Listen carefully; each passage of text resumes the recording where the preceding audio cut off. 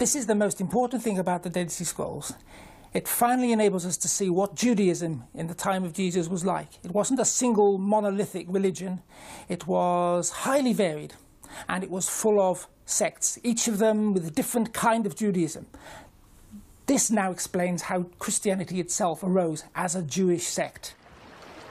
Christianity, it now seems, took its ideas from a variety of other Jewish sects. One of which we now know, since the discovery of the Dead Sea Scrolls, was the Qumranites. It was Christianity's unique mix of those ideas that seemed to be the key to its survival. To understand this process better, more scrolls information is needed. Professor Charlesworth hopes to oblige. He struck out in Jordan, but is following up a lead in Jerusalem. Just a few days ago, a man came to me from East Jerusalem, an Arab, and he said, we've made contact with some Bedouin who allegedly hid some scrolls south of here, maybe 2 hours drive south of Jerusalem. We better be serious and follow this up. And that's because we've seen fear in the eyes of some of the Arabs, and that connects not with it being a wild goose chase, but there may be something very important here. The lead takes Charlesworth to Jerusalem's old city and a meeting with an Arab middleman. He hopes to be put in touch with the Bedouin scroll owners. Yes, they just arrived now, and they're waiting until it's dark. It's a lot of money they're talking about. For them, it's something they kept for 27 years. It's not a joke. Do you have any idea when they'd be with them? They didn't want to give. They are a bit suspicious, you know what I mean? You know what we're talking about? We're into smuggling. Didn't even dream of doing it. I'm taking off. In this whole enterprise, you're working with a real danger. There is no way I'm going to be involved in anything like smuggling a scroll out of a country or a fragment out. My principle is very simple. Where the scroll is or where the fragment is, we should try to keep it and find ways to have it preserved, photographed, so that scholars can learn about it and share what they know with whoever is interested. Sometimes waiting is the hardest part.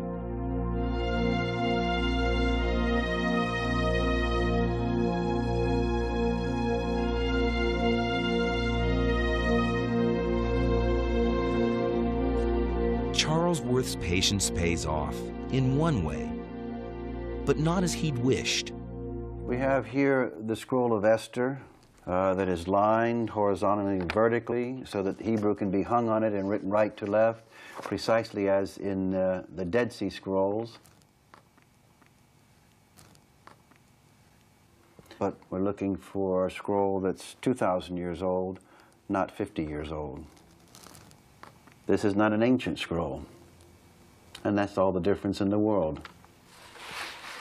In spite of the disappointment that it's only 50 years old, Charlesworth buys it, hoping the transaction will lead to being offered a genuine one. Back at Qumran, on the shores of the Dead Sea, the hunt for documents still in caves but undiscovered by the Bedouin goes on. Archaeologist Hanan Eshel hasn't given up searching, in spite of the fact that there's been no new scroll discovery since 1965.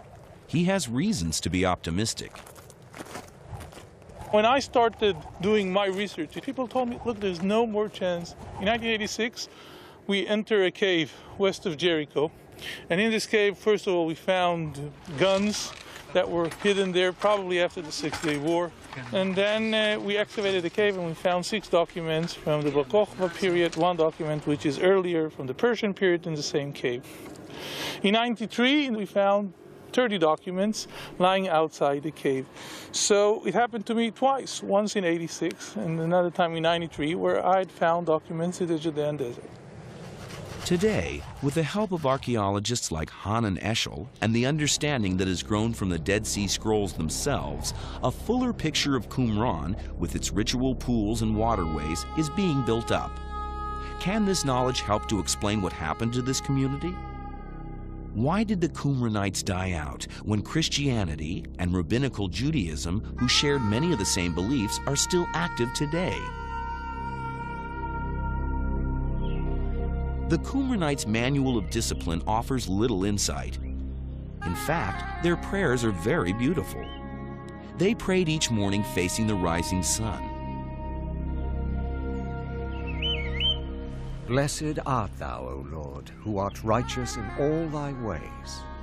You have created the morning as a sign to reveal the dominion of light, for the light is good. And when night comes, you shall study for 1/3 of the darkness. Nothing, it would seem, in those activities to indicate their downfall. For 200 years, this community lived out its idealistic lifestyle, convinced as they wrote and copied their scrolls, they were preparing the way for their God. Maybe a clue to their downfall is to be found in their later writings. As the community approached its end, their writings began to take on a more warlike tone. They looked forward to a final battle in which the forces of light would defeat the forces of darkness. They're very similar to Christianity. Christianity also in the book of Revelations has a description of the final defeat of the forces of evil by the victorious angel Michael. As they lived out their ritually pure lives, they waited for leaders who would precipitate a universal battle marking the end of time. My own feeling about this group is kind of two-sided, double-edged sword.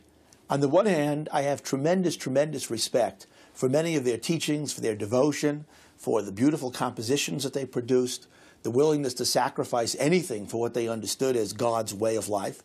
On the other hand, there are really some teachings that are hard to agree with. They believe that in the end of days, they themselves and all those who would associate with them by coming to see the light, basically, by realizing who is right in all this, would be saved. Everybody else, Jews and non-Jews, would die. The sad end to this sect didn't go according to plan.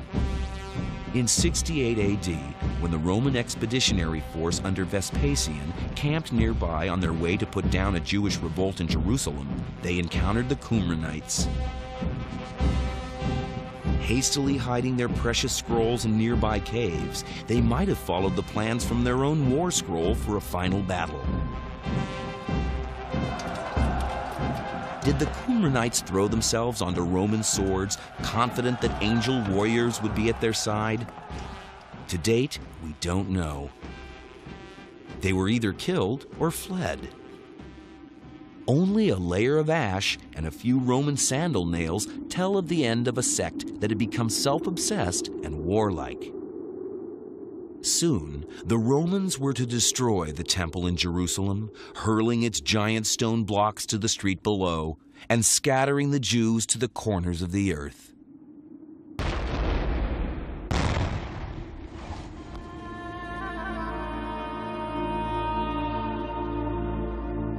Is there more to tell of the sad story of the Qumran community?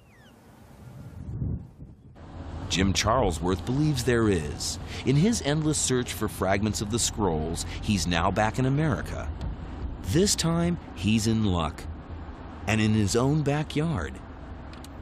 Charlesworth knows that just 20 minutes west of New York City, in Teaneck, New Jersey, there are scrolls, parts of which are illegible. He is hoping to persuade the Syrian Orthodox Cathedral of St. Mark to allow some of their partly decomposed fragments to be subjected to new digital analysis. It's just possible that hidden text could be revealed. The fragments were brought here in 1948 by Athanasius Samuel, Jerusalem's Syrian Orthodox Archbishop at the time. His scroll fragments are now in the care of Reverend John Mino.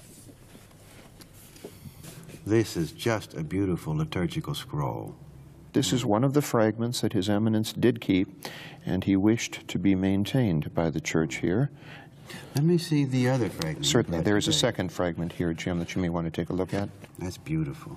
This writing is so clear, but I'm very curious if we can get some readings into this area where the leather has turned to liquefaction, where the leather collapses because of the absorption of liquid. And of course, we can't see anything in here now with the naked eye, but it will be very exciting if we can get some readings there. Having secured the church's agreement, these ancient scrolls are on their way to an encounter with the cutting edge of technology. In upstate New York, the Rochester Institute of Technology has teamed up with Xerox Laboratories to resurrect the writings of the Qumran people. The latest digital equipment is being used by high-tech scroll hunters. Doctors Roger Easton and Robert Johnston of the Institute of Technology and Dr. Keith Knox of Xerox have been developing a new image processing technique. They believe it will reveal writing on scrolls that hasn't been seen for 2,000 years. Monochrome separation took Until now, the technique has been tested only on photographs. Do you want to bring back different images again? You mean, Using technology designed for the space program, each fragment is filmed through a range of filters. The image will then be rebuilt electronically. Okay, 160. II filter in place. 30. See how that. Yes. Ready? On this fragment that we have never seen writing before. That better? Oh my! Holy cow! Look at that. Unbelievable! There you go, there, Jim. There you go. There's some data. Unbelievable! Unbelievable! Look at those! Look at that coming out. Between the righteous and the wicked, the annihilation of our tormentors. Virtually, we discovered another scroll here. Noise. These are not obvious extracts from the Hebrew Bible. But the other comes out so clearly. The last line tantalizes. For that is why you created us. Why indeed? The all-important answer is missing. BCE. Charlesworth decides to look at a second scrap with handwriting suggesting that it was written by the same person. The phrase, "the produce of the earth," can just be made out. But is there anything legible in the decomposed area of that fragment? Let's see what we have. Oh my goodness. Look at that. Oh look, we can get something in here now. Here are new phrases. The turn of the year, as heavy dew upon. Taking the infrared scrap from the first image and putting it in front of the two scraps of the second reconstitutes what appears to be a hymn for Harvest Festival. The hymn can now be put together. Well, now we have these new readings. We really have very interesting text that we can read for the first time. The festival of our peace. The fruit became plump, due to the heavens and the produce of the earth for living things. So we give thanks to your name forever. The scrap that contained the enigmatic words, "That is why you created us," now is reunited with its fuller phrase to tell us why the Qumranites believed they had been created. Blessed is the Lord who causes us to rejoice, for that is why you created us. Created to rejoice with God. For these people, praising the Lord was the whole purpose of creation. And of course, if we can't understand that, we can't understand Judaism at all. It's like we've discovered a new document, or it's like discovering a new manuscript, or another Dead Sea Scroll has been found. Now we can understand Jesus' language in terms of its own time, rather than saying, I'll tell you what it means, and make it up as we go along. We cannot make it up anymore. Now, this is fascinating because this little fragment allows us to read then the whole passage here, which goes, "And you renewed our covenant by a vision of glory and the words of your Holy Spirit." So here we've got in one phrase two important ideas shared between the Dead Sea Scrolls and the New Testament. A new or renewed covenant and the Holy Spirit. These are two more Qumranite concepts that have found their way into Christianity.